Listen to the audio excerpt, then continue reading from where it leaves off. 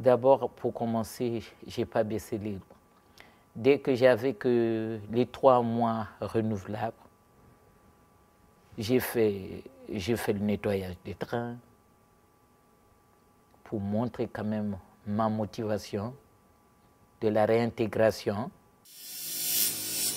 Qu'est-ce que je fais de mon exil? Alors voilà. Qu'est-ce que je fais de cette situation? Soit je meurs, soit je prends la situation en main et j'y vais. J'ai trouvé un champ, donc je dois avoir ma place dans ce champ pour continuer. Je m'intègre. Repartir, là, je dois revivre le même cauchemar que peut-être qui va tout de suite me laisser mourir. Parce que ce que j'ai vécu, voir, on vous dit, je me trouve au milieu de rebelles. Vous vous retrouvez au milieu de rebelles. L'armée vous envoie, vous combattez pas entre pays. Comme il y a eu la guerre ici, c'est un autre pays qui vient vous envahir. Mais là, c'est l'État est contre une petite... Pistolet, hors du holster, vite! Regardez ça. Putain, vous êtes qui? Il faut pas savoir qui on est! Alors, colon, c'est pas qui c'est! Et ça existe encore maintenant, malheureusement. Colon, je sais pas, putain, je sais pas!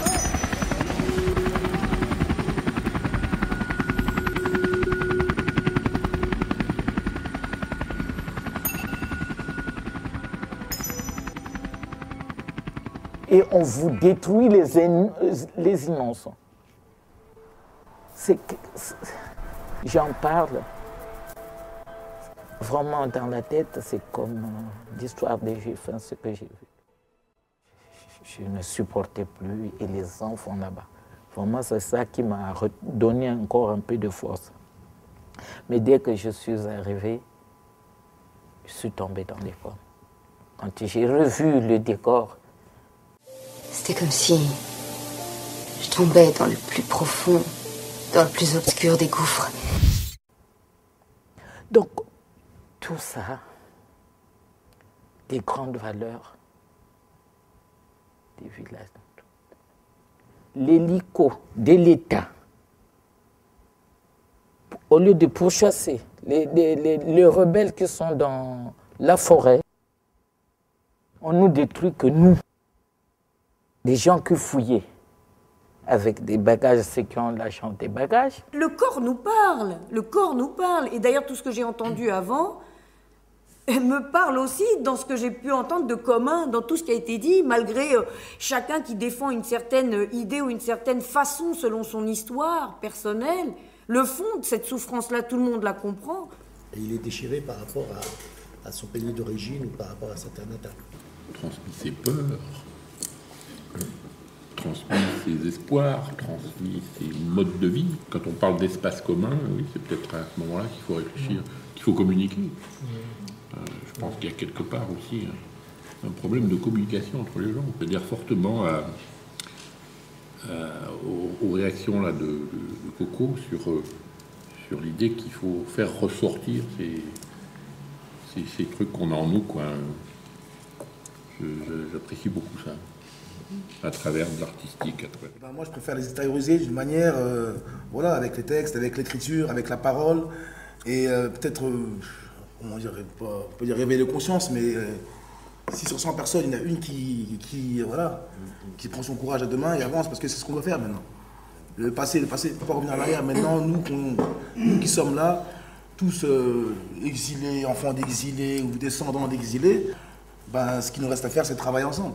Ce qui est intéressant après, c'est qu'est-ce que ça donne chez ces personnes-là migrantes ou ces personnes exilées dans l'installation, dans le nouveau pays.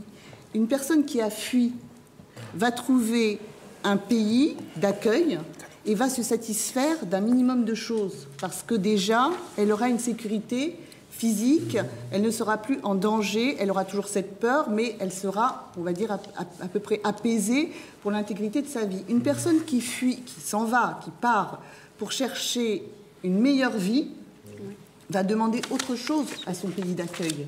Effectivement, va demander cette meilleure vie. Mon père, père son âme, me disait souvent, j'ai quitté le pays, regarde, je me réveille, je me lève tous les matins, je fais un travail assez fatigant, mais j'ai pas raté un jour de travail. C'est ce qu'il me dit. Même quand j'étais malade, j'allais travailler. Pourquoi? Parce que j'ai des enfants et j'ai quitté mon pays, j'ai fait un grand sacrifice en quittant mon pays pour que vous ayez le meilleur. Donc ça veut dire que faut pas vous reposez pas sur vos lauriers, vous plaignez pas, battez-vous et avancez. Tout ce qui est négatif, tout ce que les gens pensent de négatif de vous, utilisez-le et renvoyez-le positivement. Faites quelque chose de bien avec. Et c'est pour ça que je me suis mis à faire de la musique, quelque part. Je préfère faire un métier humanitaire.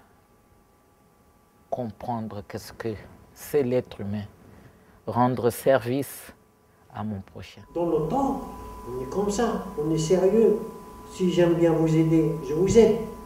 Même si j'arrive pas, j'enlève, je fais mon possible de vous aider. Je vais aller partout pour vous aider. Même si je ne peux pas moi-même, j'essaie de faire quelque chose pour vous.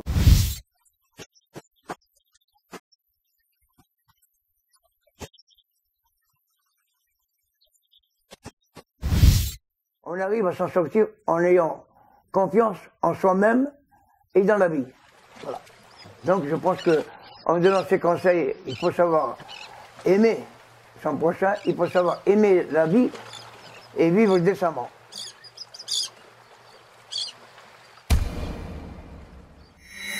Quand on voit des gamins de 4-5 ans qui traînent dans la rue, chercher à manger, faire les poubelles, on relativise quoi, beaucoup.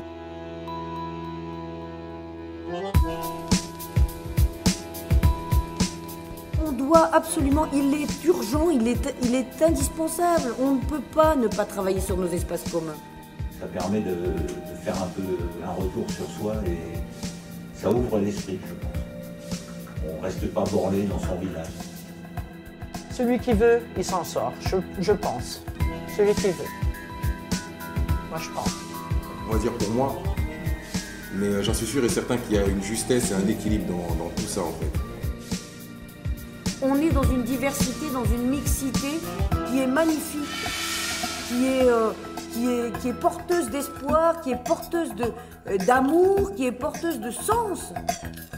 Donc plus on est nombreux, et plus on peut trouver une solution là-bas.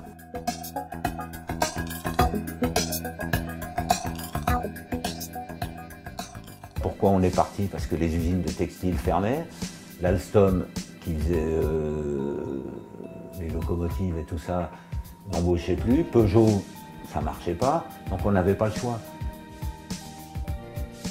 Pour le paradoxe, ce que j'ai envie de dire aussi, c'est qu'au jour d'aujourd'hui, on parle de mondialisation. Donc ça veut dire qu'il n'y aura plus lieu de parler de migration ou d'exil. Oui.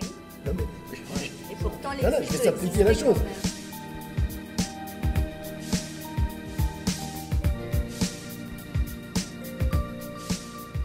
Le mot réconciliation m'a porté un petit peu du baume au cœur, quoi, en fait, parce que demain, aujourd'hui d'ailleurs, avec les moyens de communication, avec les politiques qui sont en train de se faire, hein. Avant on parlait d'État-nation, maintenant on parle, par exemple ici on parle d'Europe, en Afrique on va commencer à parler Maghreb, etc. Ça se développe de plus en plus et au bout d'un certain moment, du pied droit au pied gauche, on se retrouve quand même un petit peu chez soi partout. Je sais pas, mais en tout cas, il y a une sorte d'expression qui sort de cette souffrance, et moi, c'est celle-là qui m'intéresse. Tu comprends ce que je veux dire? Voilà, c'est comment de la souffrance, on peut, par quelque chose qu'on a envie de faire, trouver la réconciliation, et je pense plus avec soi-même qu'avec les autres. Je pense que l'idée force de la réconciliation, c'est la recherche. Moi, je pense que ce que disait Dorine est très juste, et ce qu'il faut faire, c'est rechercher, alors peut-être une réconciliation avec soi-même, mais aussi rechercher la réconciliation avec le pays en faisant apport de sa richesse au pays dans lequel on se trouve. Expulsés, déportés, réfugiés, langue, mythe, retour, interdit, enfant, parole, silence, lien, murmure, souvenir, croire, oublier, malédiction, invisible, blessé, touché, peur, survivant.